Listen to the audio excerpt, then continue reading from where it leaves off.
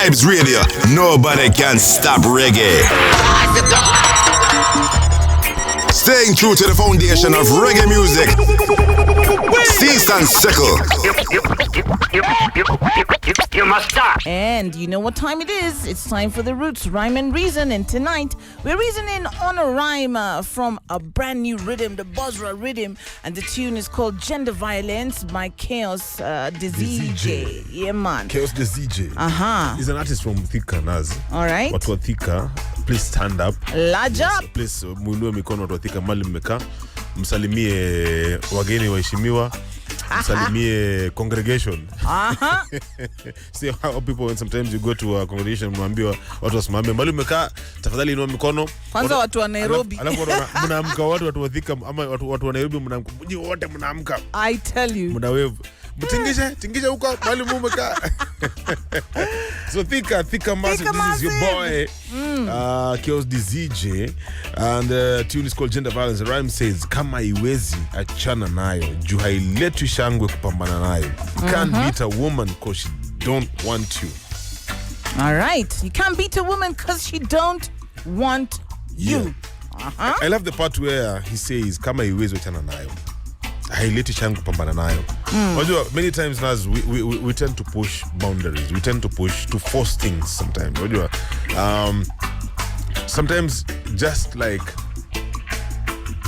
these electronic items, sometimes some relationships have shelf lives. Umeka to a point where you guys no longer tolerate each other, no longer feel each other. You feel like amekuwa mzigo kwako. Yeah. You feel like somebody you just there. Mko tu mko meh.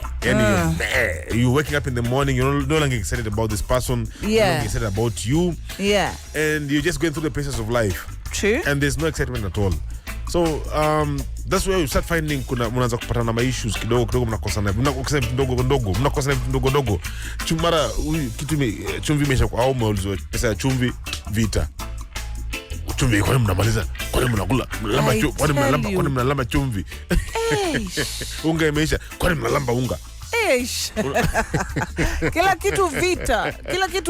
Especially this particular time when things are rising higher and higher. Yeah, man. So he's saying, kama iwezi. Ikataa, achana nayo. There's no need for you guys to start stressing each other, getting into situations, potential conflict situations. Mwanza kukosana, mwanza kupigana, mna fight in front of kids, fight in front of neighbors, mnakimbizana kwa estate.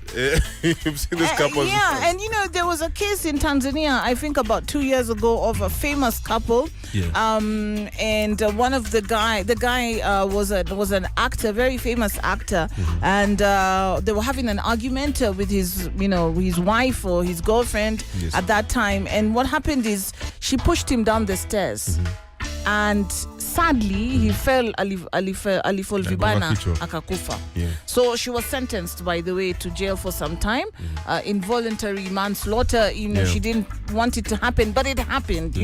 And so unajikuta vitu ndogo kama umepush mtu, the next thing you know, that person is not there. The last memory this person has of you is mkitukanana, maybe some mean things you said and all that. So sometimes you're putting yourself in a position that you will truly regret much later on in life. Now, we've been having a lot of cases of gender-based violence, especially in Africa, in Kenya as well. And tonight we want to reason on what steps we can take as individuals to reduce gender-based violence in our communities. And also, we're going to be talking about how Kenya has stepped up. Yes. And have a plan for this whole GBV. How are we going to deal with it? Yes. Wako na plan. Wacha tutasikia your plan vile inaenda. But you as an individual, what is your responsibility? What is that one thing unaweza fanya kama wewe to make sure your GBV is not happening in your society, in your community, even in your family? Because we like to turn the other way when things are happening in your family. Unajifanya huoni. You cannot see it. Would you stand up and voice out if you saw somebody assaulting the other person? Yes. It doesn't have to be a man assaulting a woman. Can be a woman assaulting a man. Yep.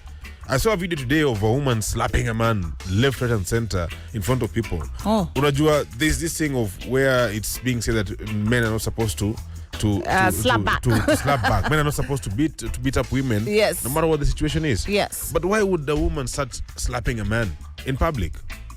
Unajua, why would you start beating up a man? That's gender violence. It is. Unapiga really mwanaume juu ya nini? That's gender violence.